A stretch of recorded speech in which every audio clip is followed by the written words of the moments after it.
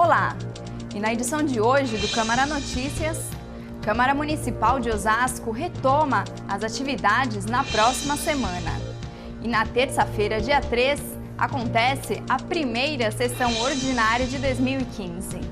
E vamos ver também, em pesquisa sobre percepções de desigualdade social, 30% dos brasileiros entrevistados acreditam que falta de esforço mantém nível de pobreza. E para quem tem um bebê em casa, uma boa massagem, além de relaxar, ajuda a estimular o desenvolvimento da criança. E ainda hoje, vamos conferir a segunda parte da entrevista exclusiva com o secretário de Cultura, Fábio Yamato, que falou sobre os novos projetos e eventos que prometem agitar Osasco neste ano. Agora no Câmara Notícias.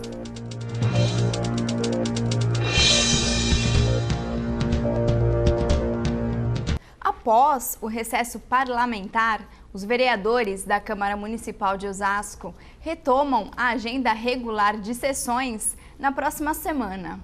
A primeira sessão ordinária de 2015 será realizada na terça-feira, dia 3 de fevereiro, às 3 horas da tarde. E com a retomada do expediente, o munícipe pode acompanhar o trabalho que vem sendo realizado pelos vereadores da sua cidade. Para saber quais são os temas em discussão, é só consultar a pauta da sessão na véspera, a partir das 5 horas da tarde, no site da Câmara, osasco.sp.leg.br. As sessões são abertas ao público, aqui no Plenário Tiradentes. E você pode acompanhar também a transmissão ao vivo pelo canal da TV Câmara Osasco e também pelo site tvcamarosasco.com.br. E para você, quais são os principais motivos da desigualdade entre ricos e pobres? Será que as oportunidades são iguais para todos? Em pesquisa sobre percepções de desigualdade social, lançada recentemente pelo Centro Internacional Celso Furtado, 30% dos brasileiros entrevistados não concordam com a afirmação de que a pobreza reflete falta de oportunidades. Para essa parcela dos entrevistados, os pobres são, de alguma maneira, responsáveis por sua sorte ou falta de sorte. Vamos saber mais com a repórter Jamília Oliveira. O brasileiro médio, no entanto, julga relevante o papel do governo nas reduções de desigualdades entre ricos e pobres. Essas conclusões aparecem na pesquisa realizada de 2012 que está detalhada no livro Percepções sobre Desigualdade e Pobreza, o que pensam os brasileiros da política social, lançado este mês pela editora Folha Digital e Centro Internacional Celso Furtado.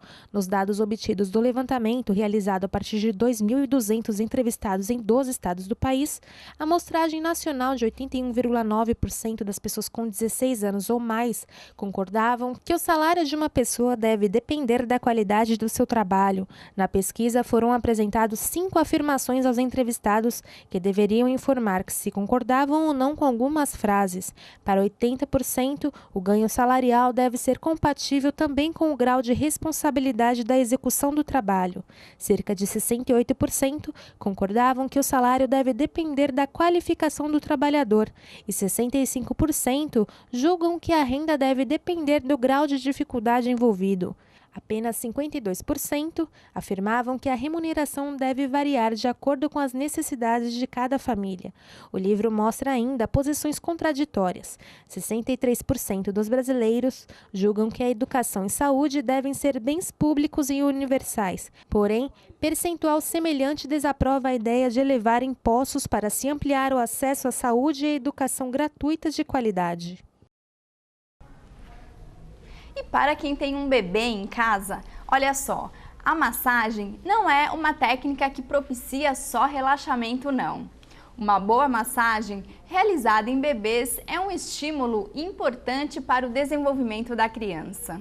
A massagem e o carinho são importantes para o desenvolvimento saudável de qualquer criança. Uma técnica que, além de relaxar, aumenta o vínculo entre mãe e filho, é a massagem para bebês. Para falar sobre essa técnica, a equipe do Jornal Regional conversou com a fisioterapeuta Cláudia Marchetti, que explicou sobre o método. Então, são vários efeitos. Didaticamente, Jamília, a gente divide esses efeitos em fisiológicos, psicológicos e psicomotores.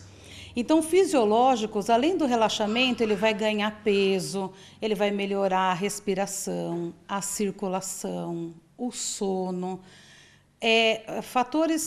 Efeitos psicológicos é ele melhorar a interação mãe-bebê, o cuidador bebê, professor criança. Então, você melhora esse vínculo com o bebê. Psicomotor, a criança ela vai ter uma melhor noção do corpo dela, a gente diz que ela vai ter uma melhor consciência corporal, e aí vai conseguir todas as aquisições que uma criança normal conseguiria no seu tempo normal. Rolar, sentar, andar, falar, tudo usando esse recurso para agilizar esse desenvolvimento motor. O Oriente descobriu há milênios que o toque é essencial para o desenvolvimento integral do ser humano. Pouco a pouco, nossa civilização foi descobrindo que carícias fazem bem ao corpo e à alma, e que quanto mais cedo tem início, melhor. Foi pensando na importância da estimulação tátil desde os primeiros dias de vida que a americana Eva Reich criou uma massagem para bebês, o toque da borboleta. No Brasil, a primeira divulgadora da técnica é a pedagoga Maria Aparecida Alves Gianotti, autora do livro Massagem para Bebê, Toque da Borboleta.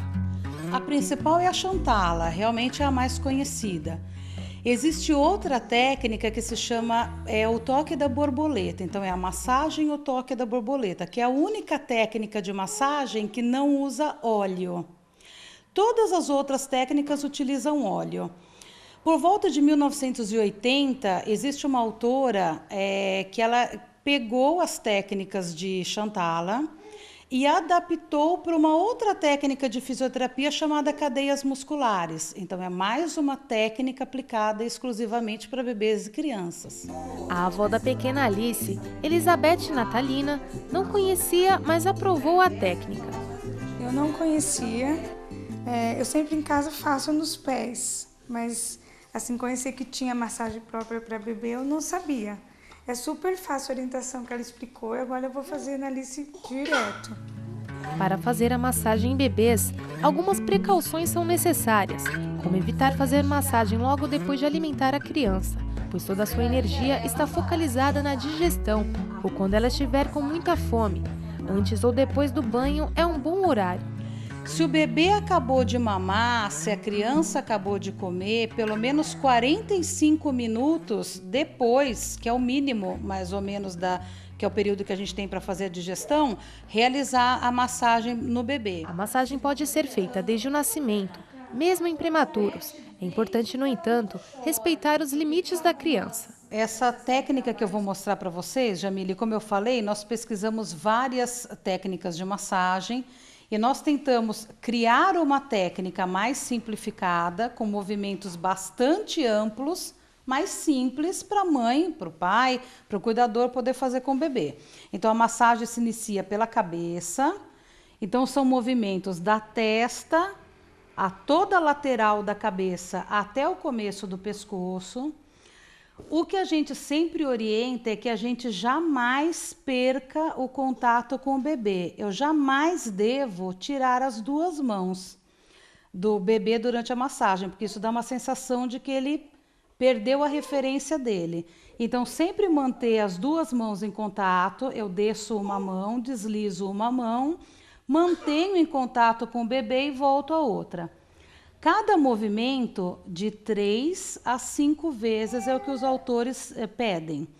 Acabei a cabeça, vou continuar pelos ombros e pelos membros superiores. Então, vou deslizar sobre as duas mãos, braço e na direção dos dedos. Mesma coisa, volto para a região do ombro, deslizo membros superiores. Fiz de 3 a 5 vezes, vou partir para o tronco. Mãos em cima do ombro e vou deslizar até a região no começo da perna do bebê. De novo, de 3 a 5 vezes, desculpa. Acabou a parte do tronco. Existe uma manobra que é importantíssima para bebês que têm prisão de ventre. Então, se eu imaginar que o umbigo do bebê está nessa região, eu tenho que, dependendo do tamanho da criança, se for bebê, 1 dedo, muito pequenininho. Se for maior, 2. Se for uma criança maior, ainda os 4 dedos. Eu tenho que imaginar que esse umbigo é o centro do meu relógio. Então, eu vou fazer massagem com 2 dedos no sentido horário, como se fosse um caracol. Vou abrindo esse caracol para ajudar a digestão do bebê, que é esse movimento que o nosso alimento faz no trato gastrointestinal. Então, eu faço esse movimento e associo o que a gente chama de manobra, que seria um exercício, que é segurar os 2 pezinhos do bebê e dobrar contra o tronco. Eu costumo brincar, Jamile, que essa manobra geralmente ela é sonora, porque ela ajuda na eliminação de gases, né? Então, aqui, terminei o tronco, volto para os membros inferiores e massageio da mesma forma que eu massageei os membros superiores. Deslizo pela coxa, pela perna e pelos pés. Feito isso, eu termino a parte anterior da massagem. Aí eu tenho que virar o bebê de barriga para baixo e continuar fazendo nas costas. Os pais devem intensificar o contato visual, verbal, ou seja, conversar e brincar bastante com a criança. A estimulação tátil através do colo, carinho e da massagem é uma boa forma de aumentar esse vínculo. E a seguir, vamos conferir a segunda parte da entrevista exclusiva com o secretário de Cultura, Fábio Yamato, que falou sobre os novos projetos e eventos culturais que prometem agitar Osasco em 2015.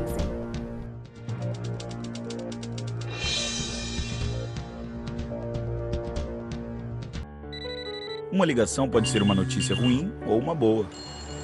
Pode ser um amigo, alguém da família ou até engano. Mas tem uma ligação que pode ser o começo de uma grande virada. Serviço 132. Sigiloso e à disposição de todos os cidadãos, 24 horas por dia, 7 dias por semana. Para dúvidas, informações, orientação e apoio no tratamento daqueles que usam drogas, ligue pra gente. A gente liga pra você. Ministério da Justiça, Governo Federal.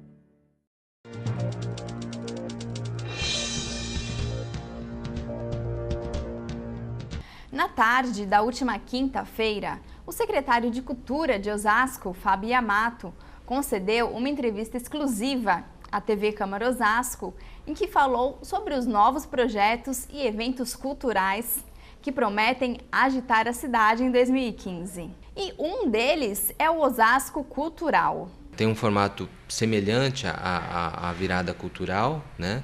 Aquela mesma proposta, né, de ser um dia inteiro virado, né, de atividades culturais, não só música, mas várias artes, várias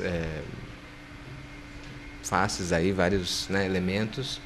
Então, com apresentações, oficinas, uma programação bem rica. A gente quer tentar trazer uma programação bem rica, onde a gente vai poder sim oferecer artistas de fora, artistas que já têm um certo nome, né, para a galera poder curtir, mas que tem essa preocupação, como eu disse, de valorizar e mostrar para o cidadão osasquense a produção cultural da cidade ou da região.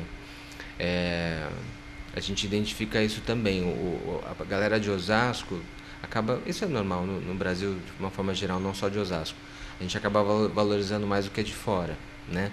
E a gente tem uma qualidade de produção que é assim absurda, né? De gente que acaba se destacando em outros países ou em outras cidades, mas que não tem um reconhecimento na nossa cidade.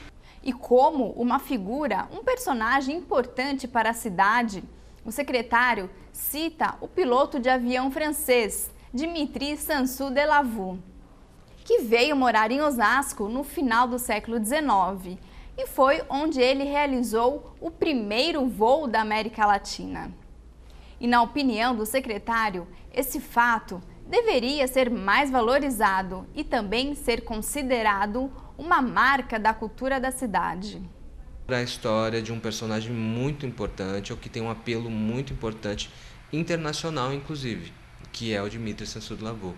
né, que fez o primeiro voo da América Latina, construiu o avião, fez o primeiro voo aqui na cidade, é um marco registrado e reconhecido, era um inventor do nível do Thomas Edison, né, em termos de patentes e em grau de importância das invenções. A gente não tem uma estátua, né, disso, seja do Dmitry, seja do próprio avião, do São Paulo.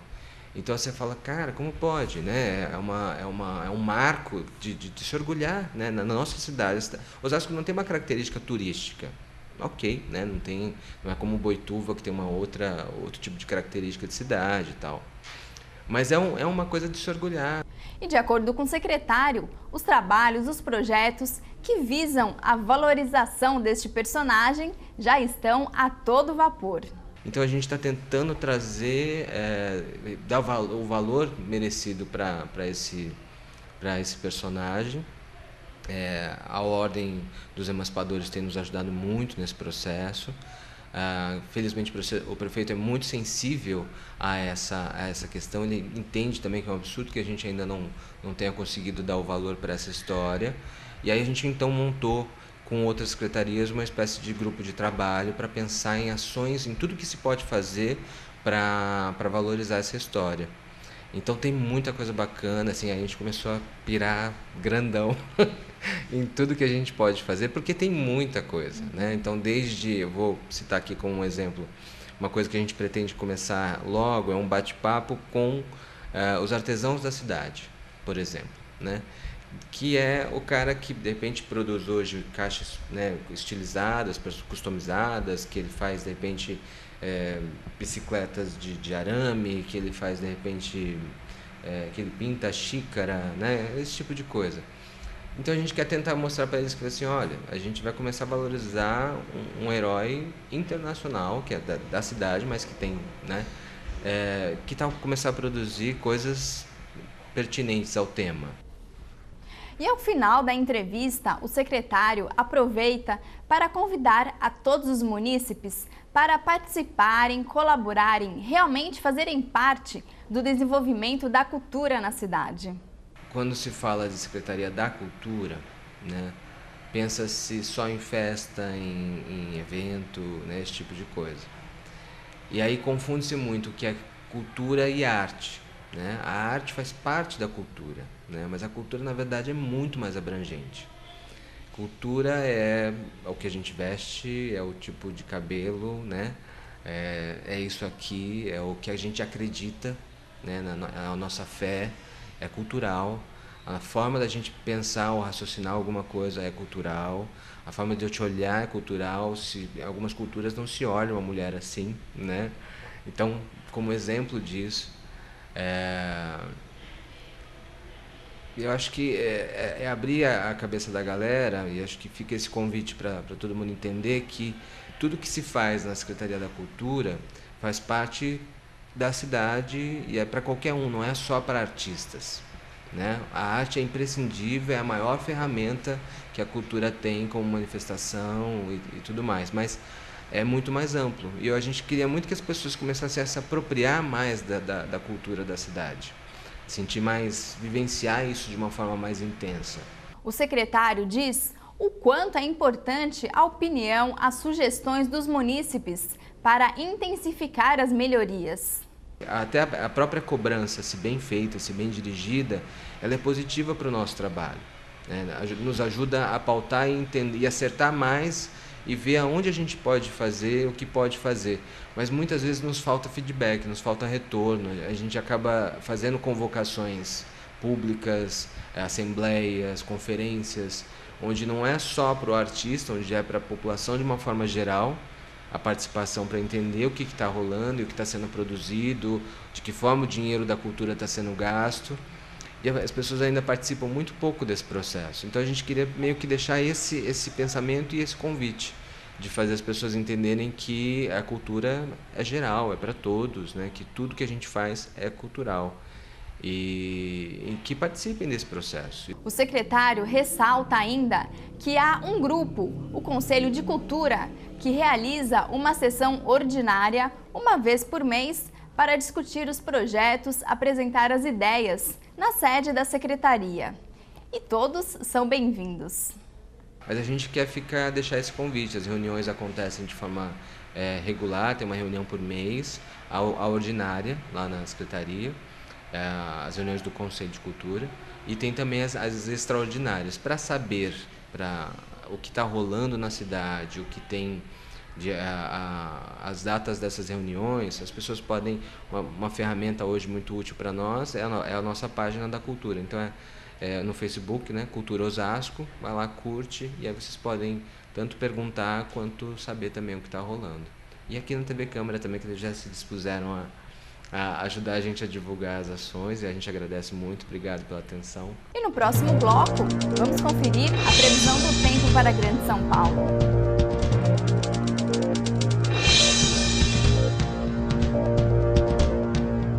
Pode respirar fundo. Agora os ambientes coletivos vão ficar 100% livres de fumaça, como escolas e universidades.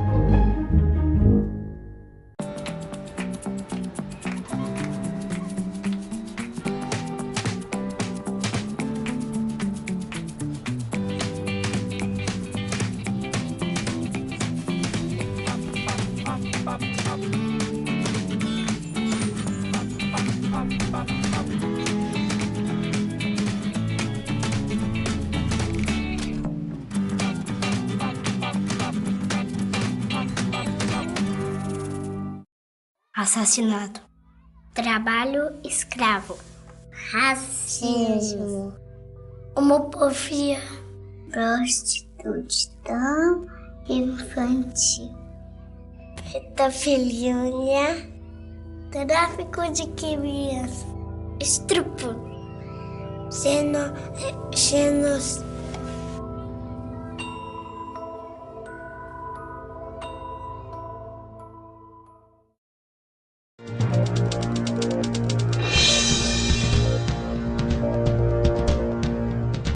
E agora, com informações direto da Clima Tempo, vamos saber como é que fica a previsão do tempo para a Grande São Paulo. O calor e a alta umidade ainda vão ajudar a formar nuvens de chuva sobre o estado de São Paulo nesta segunda-feira. Na região metropolitana, o predomínio será de sol, à tarde faz calor, mas por conta do abafamento entre a tarde e a noite são esperadas pancadas de chuva. A mínima prevista para a capital é de 20 graus e máxima de 32 graus. Em Guarulhos, mínima de 19 e a máxima pode chegar aos 33 graus. Eu sou Tainá Damasceno e o Câmara Notícias fica por aqui. Nos vemos na próxima edição. Até lá!